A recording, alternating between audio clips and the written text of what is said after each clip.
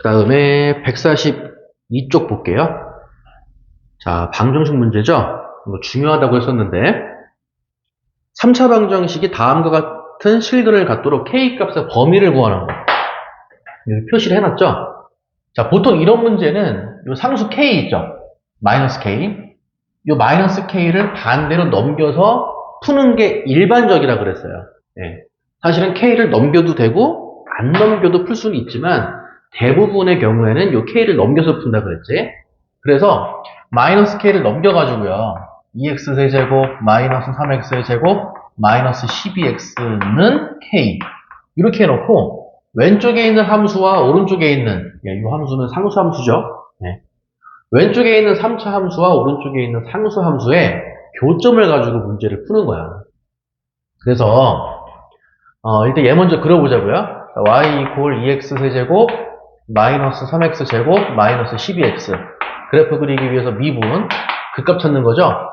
6x 제곱 마이너스 6x 마이너스 12 미분했을 때 0 되는 거 찾는 거죠.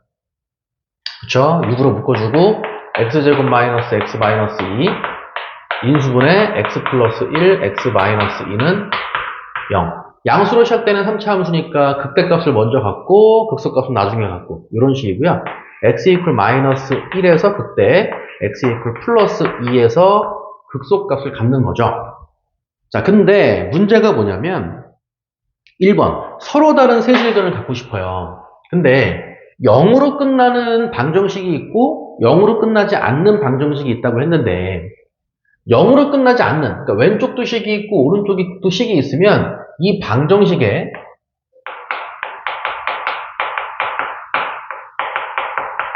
이 방정식의 실근은 이 그래프와 이 그래프, 그럼 두 개 그려야지.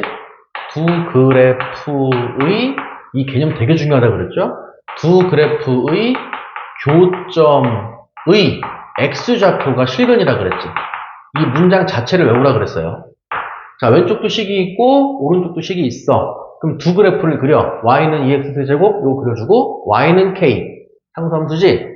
두 그래프를 그렸을 때 두 그래프의 교점의 x좌표가 실근이야. 근데 1번은 뭐였어?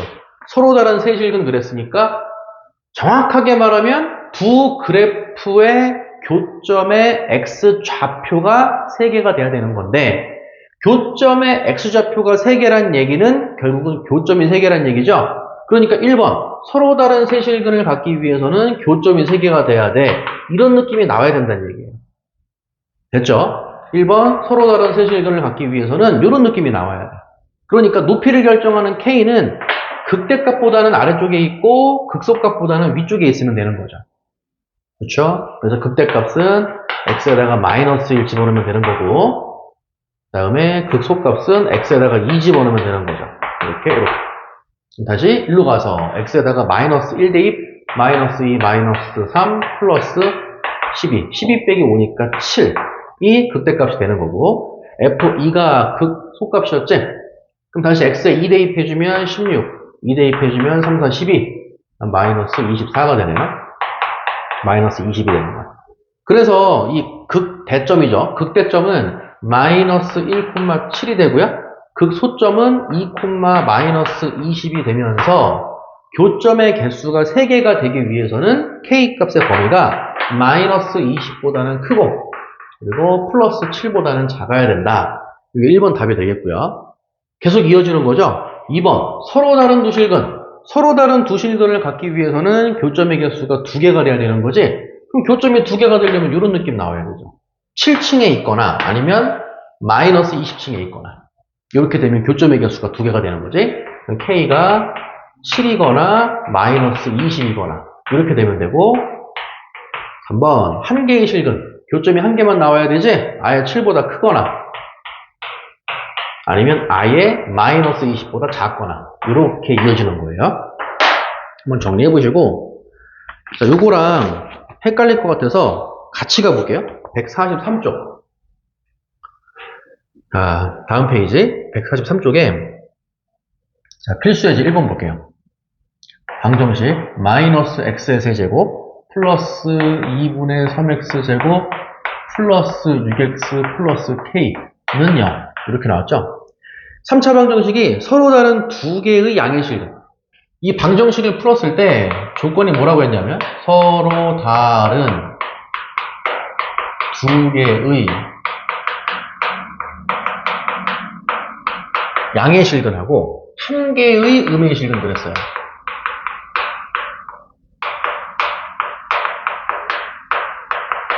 서로 다른 두 개의 양의 실근과 한 개의 음의 실근을 갖도록 하는 K값의 범위를 물어봤어. 그럼 다시 이런 문제는 요 K를 넘기라고.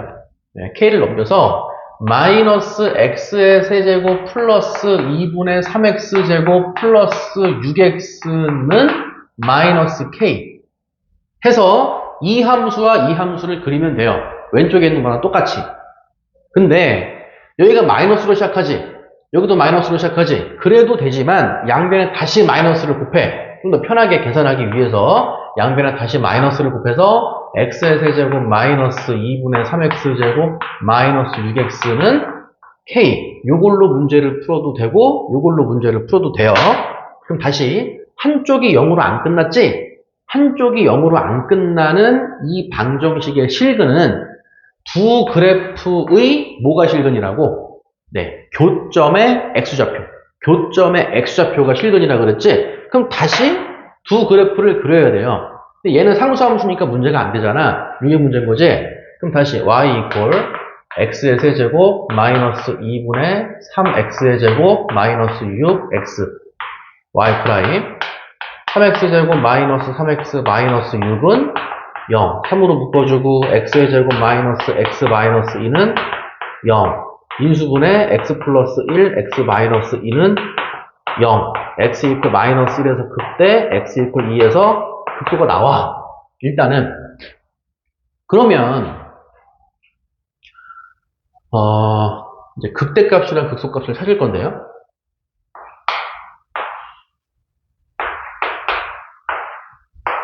이 문제는 지금 좌표 평면까지 그리고 있죠. 내용이 중요해서 그래요. 자, 극대값은 x에다가 마이너스를 대입한 거야. 여기 그 마이너스를 대입해주면 마이너스 1, 마이너스 2분의 3 플러스 6. 그럼 5에서 2분의 3 빼니까 2분의 7이죠. 극대값은 2분의 7. 극소값은 F2예요. x에 2 대입해주면 8. 그 다음에 2, 4 약분하면 마이너스 6, 마이너스 12. 그래서 마이너스 12 극소값이 되는 거죠. 그러면 마이너스일 때는 극대값 2분의 7을 갖고 여기죠. 그 다음에 2일 때는 극소값 마이너스 10을 가져. 상당히 아래쪽에 점이 찍히는 거죠. 굉장히 아래쪽에 점이 찍혀요. x 이퀄 2 이쪽에 있고요. 이 정도로 가서 이제 점이 찍혀야 되는데 이 정도만 할게요. 이렇게 여기가 2, 마이너스 10이야. 그리고 y절편은 없을 수밖에 없죠. 왜냐면 상수를 넘겼잖아. 상수를 넘겼으니까 y절편이 0이 될 수밖에 없어. 원점을 지나갈 수밖에 없어. 예, 그래서 그림으로 풀기가 좋은 거야. 상수항을 넘기면 원점을 무조건 지나게 되니까요. 그래서 극대값 2분의 7을 찍고 원점 지나고 극소값 마이너스 10을 찍고 튕겨서 올라가는 거야. 이게 이 그래프예요. 이 그래프랑 그 다음에 y 이퀄 k를 그려야지. 정확하게 말해야 돼요. 이거 k를 그린다고 하면 안 돼. y 이퀄 k. 상수함수죠. y는 k. 얘를 그렸을 때 서로 다른 두 개의 양의 실근과 음의 실근을 가져야 돼요. 그럼 다시 이 실근이라는 게 뭐라 그랬어요? 이 문장을 보셔야 돼요. 그래프의 교점의 x좌표야. 왼쪽에 있는 문제는 실근의 개수였어요. 실근이 3개냐, 뭐 2개냐, 뭐 1개냐. 실근의 개수를 물어볼 때는 교점의 개수가 실근의 개수야. 요거는 맞아. 근데 여기서는 실근의 개수를 물어본 게 아니고 양의 실근이냐, 음의 실근이냐를 물어본 거죠. 그러니까 여기서는 교점이라고 말하면 틀리는 거예요. 정확히 보셔야 돼요. 교점의 x좌표를 보셔야 돼. 교점 중에서 x좌표. 그래서 양의 실근이 2개가 나와야 돼. 그러니까 틀린 거 먼저 y 이퀄 k를 이렇게 걸어볼게요. 이렇게 걸어놓고 이거를 이해를 잘못한 학생은 선생님 점이요, 교점이요 위쪽에 있잖아요. 지가 위쪽에다 그려놓고 본인이 지가 위쪽에다 그려놓고 점이 위쪽에 찍혔잖아요. 이러고 있어요. 그래 놓고 양의 실근 3개잖아요. 이런다니까? 그러면 틀린 거라고. 이해 갔죠? 어떻게 해야 돼? 지가 위에 그려놓고 위에 3개가 위에 있잖아요. 그러면 안 되고 그 교점에 교점에 무슨 좌표? X좌표가 실근이기 때문에 여기서 내려오셔야 돼요. 이렇게. 얘가 실근이에요.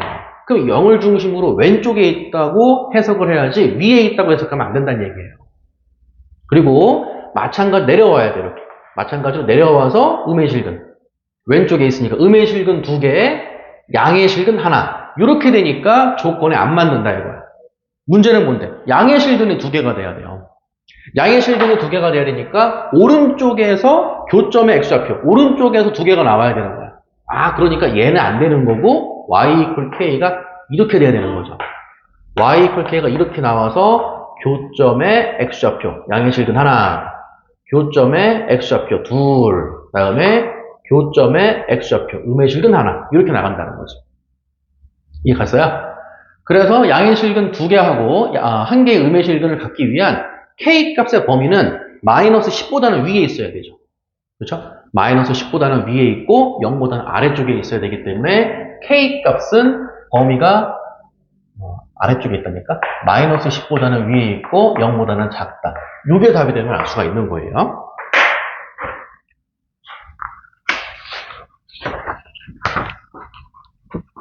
자, 한번 정리해 보시고요. 이게 중요한 내용이었고, 다음에 151페이지로 가볼게요. 내용 정리 먼저 하시고요.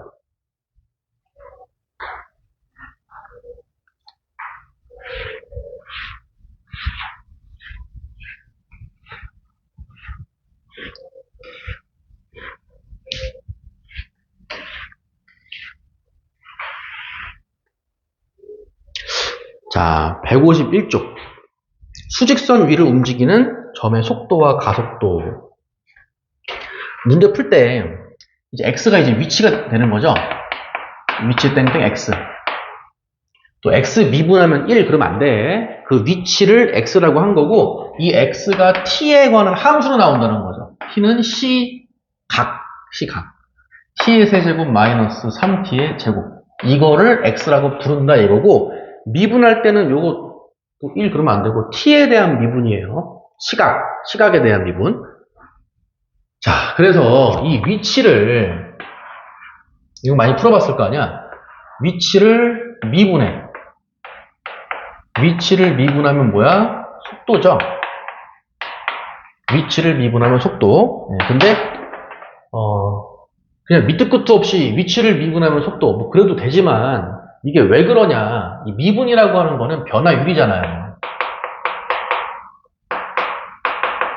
그쵸? 정확하게 말하면 t에 대한 미분. t에 대한 미분은 그것의 변화율. 이렇게 이해하시면 되는데 누구를 미분했냐면 위치를 미분했잖아요. 그러니까 위치를 미분했으니까 위치의 변화율. 이게 정확한 표현인 거죠. 위치의 변화율이 정확한 표현인 거고 위치의 변화율을 간단하게 뭐라고 부른다는 거야? 그거를 속도로 부르고 있다는 거지. 그렇죠? 주어진 시간 동안에 위치가 많이 바뀌면 속도가 빠른 거잖아. 그렇죠? 그래서 위치의 변화율이 정확한 표현이고 그거를 속도라고 부른다. 이거니까 그냥 결과적으로 위치를 미분하면 속도. 그렇게 외우고 있는 거죠.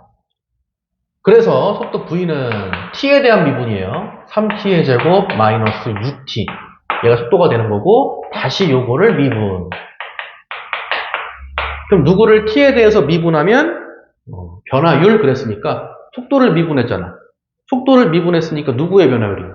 속도의 변화율이겠죠. 그렇죠? 미분하니까 얘는 속도의 변화율이 되는 거고 속도의 변화율을 간단하게 가속도라고 부르는 거죠. 그렇죠? 그래서 얘를 미분해서 가속도. 보통 가속도는 A라고 쓰지. 한 번 더 미분. 6t-6. 이런 거였지. 그래서 이제 결론이 한 번 미분하면 속도, 2번 미분하면 가속도. 이런 내용이었던 거고요. 근데 시험 문제에서는 이것만 그냥 달달 외운다고 맞출 수 있는 문제가 나오는 건 아니고 자, 2번처럼 점 P가 운동 방향을 바꿀 때의 위치가 어디냐? 자, 점 P가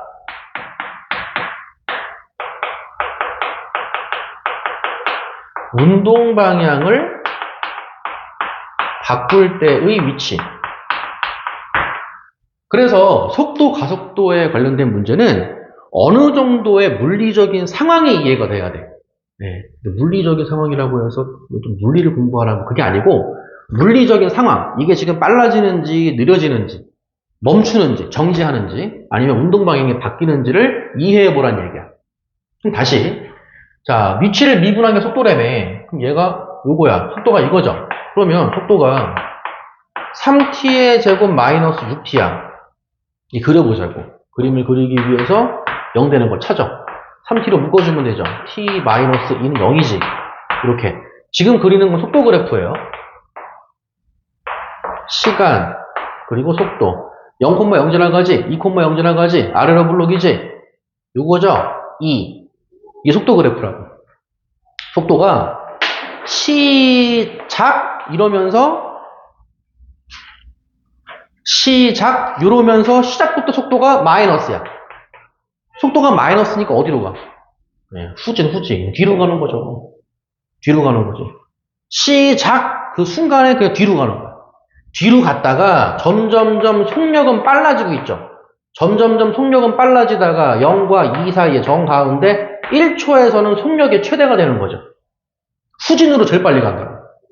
1초일 때는 네, 속력이 제일 빨라. 후진이야, 후진. 방향은 반대. 그러다가 점점 느려지는 거죠. 후진으로 느리게 가다가 2초가 되면 정지. 후진으로 이렇게 가다가 속력이 제일 빨라지는 지점이 있고 그게 언제냐면 1초. 1초에서 2초 사이는 점점 속력이 느려지는 거죠. 점점점 속력이 느려지다가 2초에서는 정지. 그리고 2초가 지나가면서 속도가 양수가 되는 거죠. 속도가 양수니까 멈췄다가 2초 이후에는 전진하는 거지. 그쵸? 이런 물리적인 상황을 이해해야 문제를 풀 수 있다. 그래서 2번. 전피가 운동 방향을 바꿀 때.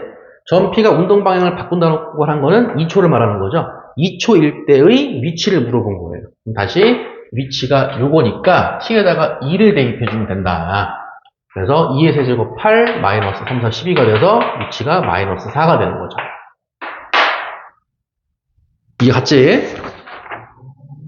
자, 그리고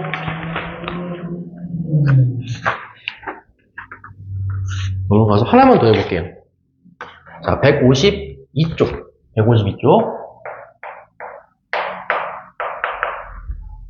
지상 25m의 위치에서 초속 20m의 속도로 지면과 수직하게 위로 던진 돌의 t초 후의 높이를 x라고 하면, 그러니까 높이가 이제 x로 나온 거죠. 그러니까 위치로 보셔도 돼요. 위치를 x라고 하면 25 플러스 20t 마이너스 25t의 제곱, 이런 관계가 성립을 한대요. 5t의 제곱이네. 자, 다음을 구하시오. 1번. 돌을 던지고 3초 후에 돌의 속도와 가속도. 2번. 돌이 최고 높이에 도달할 때까지 걸린 시간. 3번. 돌의 최고 높이.